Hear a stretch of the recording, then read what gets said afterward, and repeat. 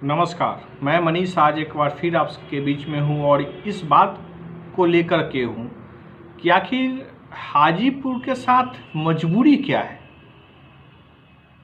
नहीं समझे। हर हत्या, बलात्कार, लूट की घटनाओं में हाजीपुर का नाम क्यों आता है? कितना विकसित हो गया है हाजीपुर, जो हर आपराधिक प्रवृत्ति की घटनाओं में भारत के किसी भी कोने में हाजीपुर का नाम सबसे ऊपर आ जाता है। क्या वाकई में यह लोकतंत्र की धरती है, जहां से पूरी दुनिया को एक लोकतांत्रिक व्यवस्था की नींव रखते हुए एक सामाजिक मानवीय संरचनाओं की एक ऐसी सौगात भेंट की जो दुनिया में सर्वोपरि कहलाया? लेकिन आज क्या हो गया है?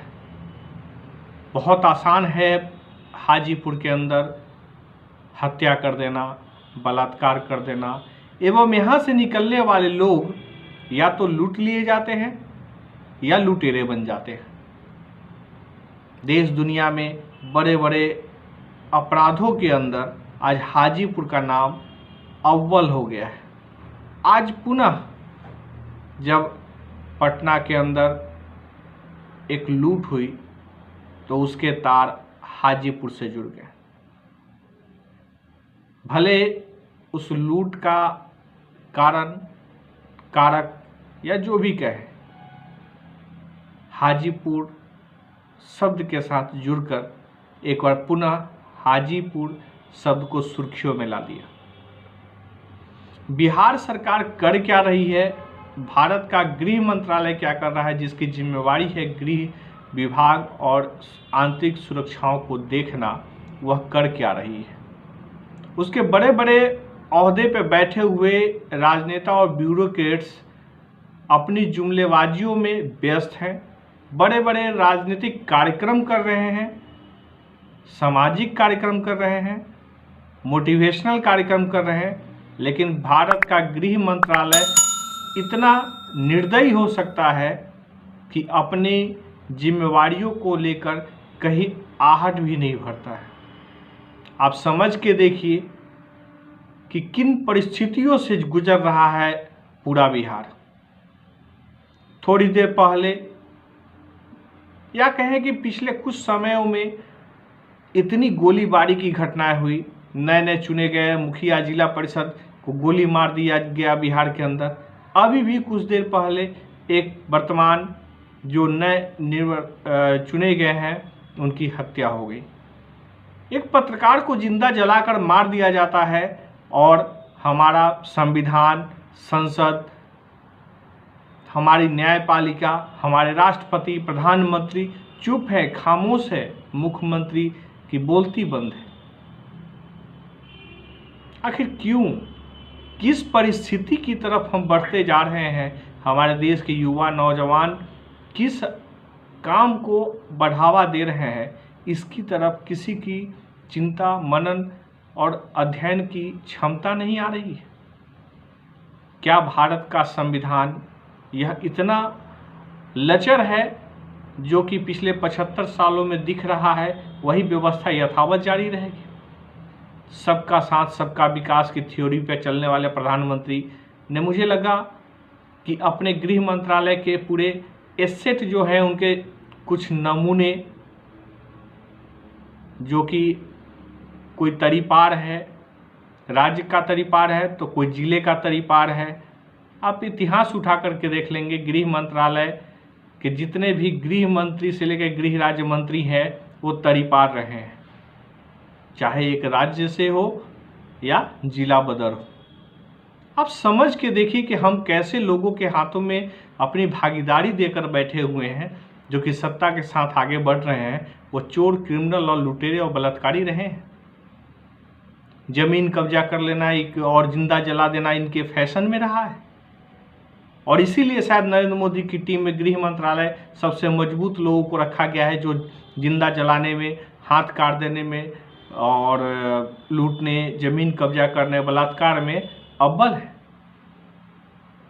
बड़ी सोच अब एक अजीब सी विडंबना है कि जिन जिन केसों में भारत के गृह मंत्रालय के लोग फंसे, मंत्री फंसे, क्या उन केसों में उससे बहुत कम मामलों में भी लोग सालों दर साल जेल के अंदर पुलिस के निगरानी में उनको दलाली देते देते लोग परेशान और सुसाइड और मर जाते हैं। लेकिन हमारा संविधान वैसे लोगों को जो कि आगे बढ़ते चले जाते हैं अपराध के बलबूते पे भारत के गृह मंत्री बन जाते हैं और उनके सारे केसेस खत्म हो जाते हैं। क्या आम आदमी के खत्म हो जाते हैं? जो लोग राजनेता नहीं बन पाते हैं, क्या उनकी स्थिति यह हो पाती है कि वो अपने केसों को खत्म करवा ले? बड़ी विडंबना है। खैर, आप सभी लोग कितने शांति मुद्रा में निरंतर आगे बढ़ रहे हैं। हर आदमी इस बात में व्यस्त है कि हमारी बारी कब आएगी, हमारी हत्या होगी, हमारे साथ कुछ घटना होगी तो हम कुछ बोलेंगे।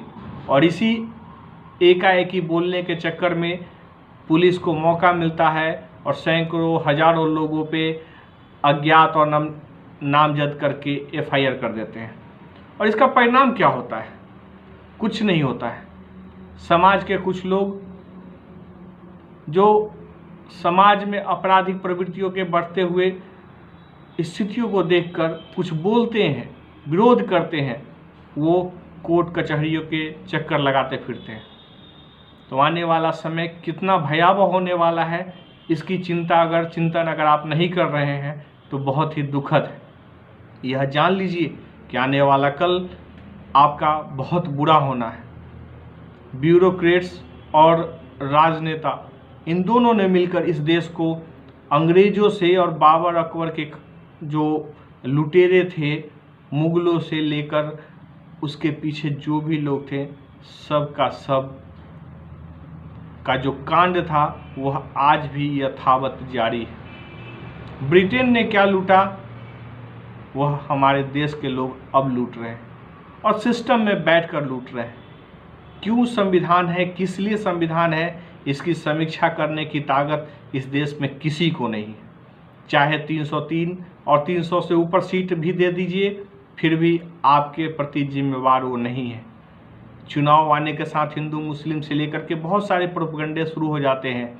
सैनिकों की हत्या होने लगती है, घर में घुस के मारने लगते हैं और राष्ट्रीय एक व्यापक आंदोलन चल जाता है। चुनाव आने के साथ कोई यह कह देता है कि भारत की आज़ादी 2014 में हुई, तो 2014 के बाद ही भारत में नई परंपरा शुरू हुई। तो आप आने वाला समय देख लीजिए कि क्या होगा, आप अपने बच्चों को क्या पढ़ाएंगे। आप सभी का शुक्रिया, धन्यवाद कि आप कुछ सुनते हैं, और सुनते हैं तो कम से कम आप सभी लोग से आग्रह है कि आगे बढ़िए, समाज को बचा लीजिए। नहीं तो भारत का जो निर्माण करने की ओर परिस्थिति बढ़ रही है राजनेताओं और ब्यूरोक्रेट्स के माध्यम से, आप जो अपने बच्चों को IAS IPS बना करके और चोर बनाने का परंपरा शुरू करके बैठे हुए हैं, आप अपने शादी ब्याह में बच्चों को बेचने का काम करते हैं। पढ़ाई तो आपके बच्ची भी कर रही है और बच्चे भी कर रहे हैं। तो आप इन सभी वजूदों से, जाति धर्म की बेड़ियों से आगे बढ़कर भारत को बचाने का काम करिए। जातिवाद भारत की और भारत के विषय में नहीं आना चाहिए।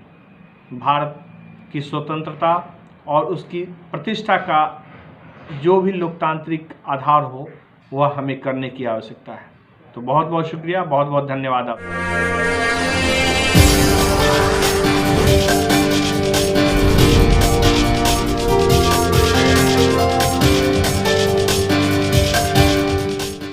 शराब एक वरदान के रूप में आज बिहार में जनसंख्या नियंत्रण का लक्ष्य पूरा कर रही है। और मैं मनीष आज पत्रकारिता के बिहार में शराबबंदी हिस्सों पे बात करने के लिए आया। वर्तमान परिस्थिति भारत में